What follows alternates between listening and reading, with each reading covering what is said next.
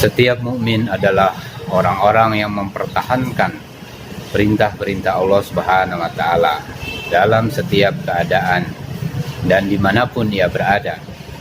Bukan orang yang meninggalkan perintah Allah Subhanahu wa Ta'ala untuk mempertahankan kebendaan-kebendaan dan keduniaan.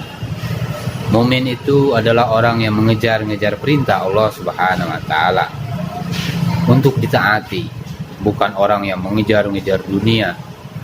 Mereka meyakini bahwa kebahagiaan ada dalam perintah Allah Subhanahu wa Ta'ala, bukan dalam asbab-asbab dunia. Orang yang melakukan usaha dakwah dan dia mengutamakan takaza keduniaannya, maka kelak Allah Subhanahu wa Ta'ala akan memilih orang lain untuk melaksanakan usaha dakwah, untuk melaksanakan kerja dakwah.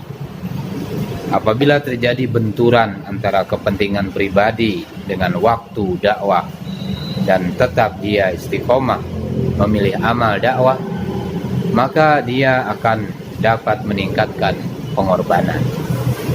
Namun apabila ia mengutamakan takaza pribadinya, maka dia tidak dapat meningkatkan pengorbanan dan akhirnya akan melemah. Karena apa? Karena menuruti hawa nafsu. Ketika para pekerja dakwah hanya memiliki tugas atau takaza yang ringan-ringan dan mudah, berarti sebenarnya ia terpengaruh dengan kesusahan, terpengaruh dengan kesulitan, tanpa jalan keluar.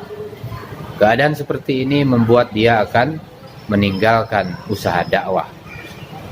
Seseorang yang mengorbankan kehendaknya, maka dia akan mendapat hidayah. Orang yang melakukan kerja dakwah dengan kesungguhan sampai batas kemampuannya, maka Allah Subhanahu wa Ta'ala akan menyempurnakan amal-amalnya.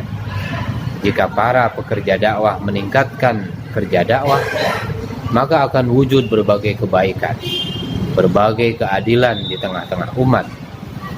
Bila hanya melihat faedah dari amalan ini hanya sesaat saja, maka orang lain tidak akan datang dalam usaha dakwah.